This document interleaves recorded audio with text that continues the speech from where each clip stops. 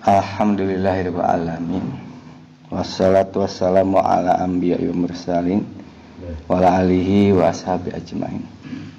Kita mengkaji beberapa ayat Al-Qur'an yang mudah-mudahan menjadi manfaat untuk kita. Surat Al-Baqarah ayat 188. Surat Al-Baqarah ayat 188 ini setelah ayat-ayat berkaitan dengan Ramadan. Jadi ini pas kalau kita bahas ya saat ini, karena kita baru saja menyelesaikan ibadah kita di bulan Ramadan. Nah, lalu setelah pembahasan tentang bulan Ramadan, masuklah di ayat 188. 187-nya masih bulan Ramadan. A'udzubillahi minasyaitonirrajim. Wala ta'kulu, janganlah kalian memakan amwalakum, harta kalian, bainakum, di antara kalian, maksudnya harta saudara kalian. Nah, yang namanya janganlah kalian memakan itu maksudnya janganlah kalian mengambil. Jangan kalian mengambil harta saudara kalian. Bil batil, dengan cara yang batil, dengan cara yang tidak benar, dengan cara tidak hak. Itu Allah menyatakan jangan kalian mengambil harta saudara kalian bil batil, dengan cara yang tidak benar. Kemudian watudlu biha, dan kalian menghantarkannya atau mengajukannya ilal hukami, ke hakim. Jadi mengajukan atau menghantarkan ke hakim, ke pengadilan. Litakulu, tapi niatnya apa? Agar kalian memakan atau mengambil farikon, sebagian, min amwalin nas, dari harta manusia yang lain, bil ismi, dengan dosa, wa antum ta'lamun, dan kalian mengetahui. Jadi sebetulnya dia mengetahui bahwa itu bukan hartanya, tapi karena kepandaiannya, karena kepintarannya, sehingga ia bisa mengumpulkan bukti-bukti bahwa harta itu adalah miliknya, padahal dia tahu harta itu bukan miliknya, tapi dia kumpulkan bukti-bukti dan diajukanlah ke hakim, ke pengadilan, supaya dengan itu kemudian pengadilan, hakim menetapkan bahwa harta itu adalah miliknya. Jadi ini adalah upaya bagaimana bisa mengambil seolah-olah secara benar, padahal tidak, padahal dia tahu, karena di sini di ayat di akhir, wa antum ta'lamun, padahal kalian mengetahui bahwa itu bukan harta saya, tapi ada kesempatan. Jadi maksudnya ada kesempatan untuk mengambil harta itu. Dia mengumpulkan bukti-bukti ini segala macam. Kalau berkaitan dengan tanah, dia bisa kumpulkan surat-surat tanah segala macam. Padahal dia tahu itu bukan harta dia, itu bukan tanah dia. Nah,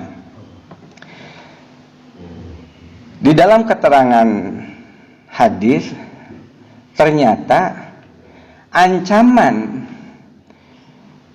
mereka yang mengambil harta orang lain ini luar biasa ancamannya.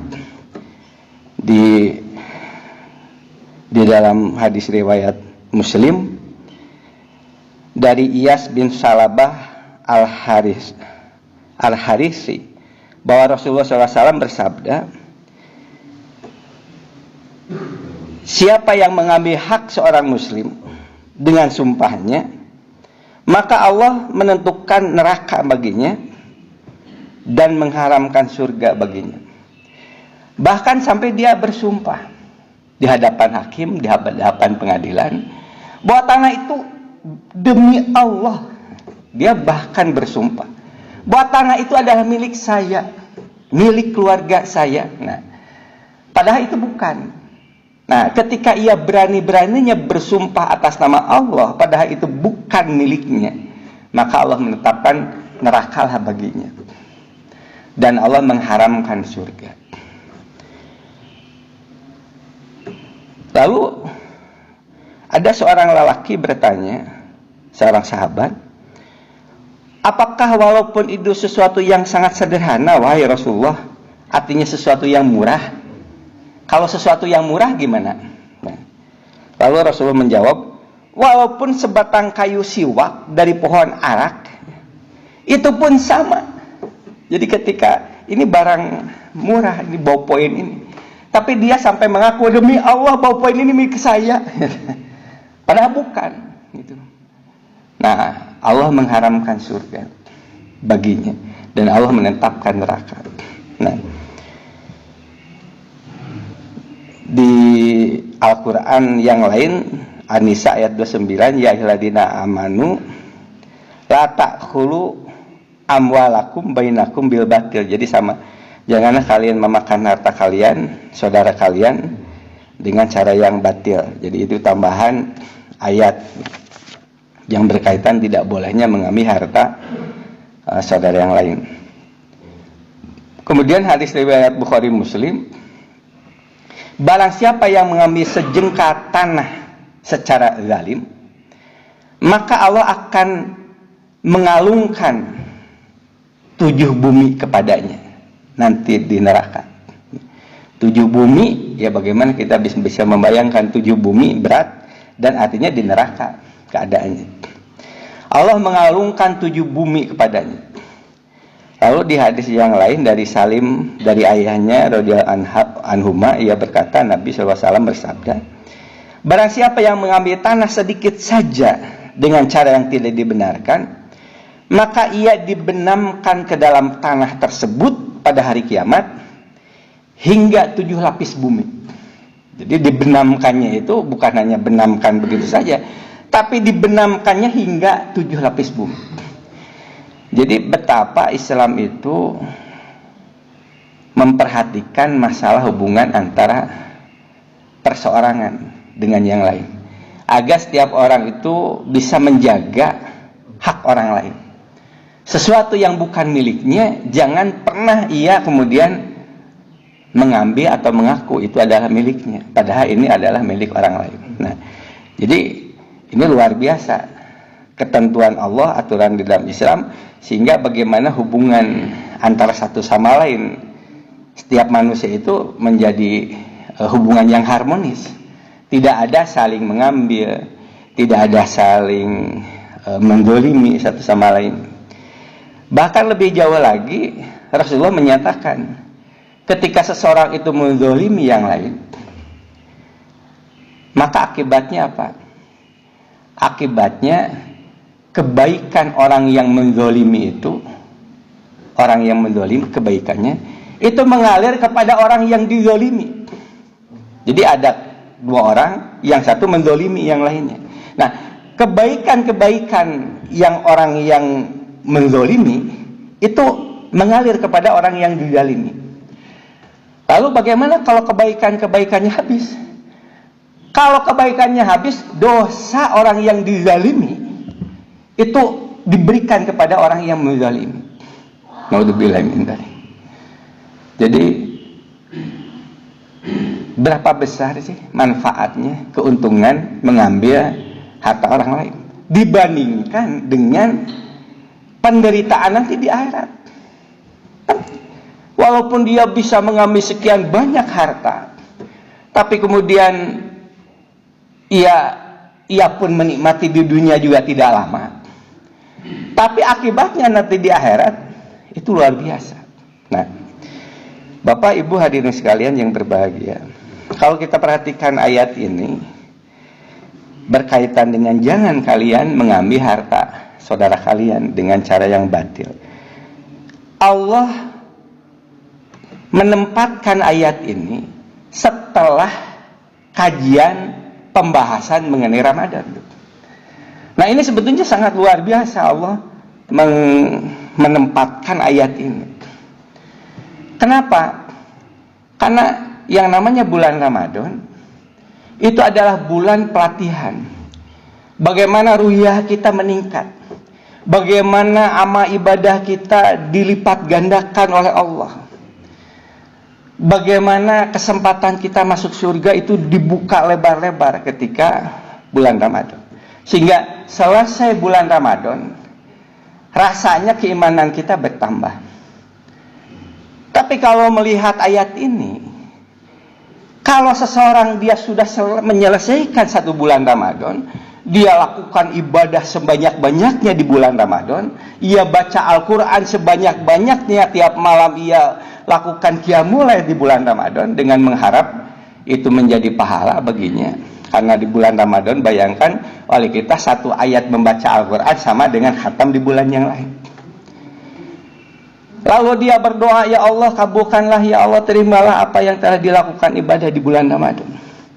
Tapi kalau dia masih melakukan perbuatan mengambil harta orang lain, padahal dia tahu itu bukan hartanya, seolah-olah menunjukkan apa? Apa yang dilakukan selama di bulan Ramadan itu seolah-olah tidak ada artinya, seolah-olah habis semuanya. Kalau dia masih juga berperilaku, berbuat sesuatu yang menzalimi orang lain, ia masih mengambil hak orang lain, padahal dia tahu memang ketika dia mendapatkan kesempatan mengambil harta, mungkin jangan 1 jengkal, sekian hektar, tapi dia tahu ini bukan orang punya diri sendiri. Dia bisa memanfaatkan tanah itu, sawah itu, setiap panen dia menikmati. Memang kelihatannya enak, tapi kalau itu dia terus lakukan dengan tidak bertobat, lalu masuk bulan Ramadan dia memperbanyak ibadahnya, setelah bulan Ramadan dia masih berbuat seperti itu menunjukkan apa artinya hasil pembinaan di bulan Ramadan. Kalau setelah bulan Ramadan dia tidak berusaha memperbaiki dirinya, tidak berusaha bertobat dan mengembalikan harta yang bukan miliknya kepada yang pemiliknya. Nah, jadi Bapak Ibu hadirin sekalian, jadi ternyata di dalam Islam yang namanya ibadah itu bukan hanya hubungan kita dengan Allah saja. Jadi kalau kita hubungan kita banyak sholat, terus sholat sunat dilakukan setiap malam tidak lepas qiyamul lail, terus kita qiyamul lail tiap malam, berzikir juga tidak berhenti-berhentinya, dia rasanya dekat dengan Allah. Tapi kalau hubungan sosialnya, hubungan antara sesamanya, hubungan antara manusia, dia tidak baik, dia mengambil harta yang lain, ia menzalimi yang lain, itu artinya ibadahnya itu seolah-olah kalau melihat ayat ini tidak ada artinya. Jadi kita bisa membayangkan ayat ini Allah simpan setelah pembahasan bulan Ramadan. Ini kan luar biasa ayat ini. Nah, di dalam surat Ali Imran ayat 133, 134 ternyata salah satu ciri dari orang yang bertakwa itu adalah bagaimana membangun hubungan dengan sesama yang baik. Wal kadhimina ghaiza, yang mampu menahan amarahnya. Wal afina aninnas, memaafkan manusia yang lain. Jadi ternyata yang namanya ibadah, yang namanya zikir, yang namanya sholat itu tidak terpisah dengan aktivitas kita sehari-hari. Ternyata yang namanya ibadah, yang namanya zikir, yang namanya sholat itu akan memberikan dampak yang secara otomatis, secara tidak dibuat-buat, dengan sendirinya melahirkan sikap yang berubah, sikap yang baik, sikap yang dia mampu menahan amarahnya, memaafkan manusia yang lainnya.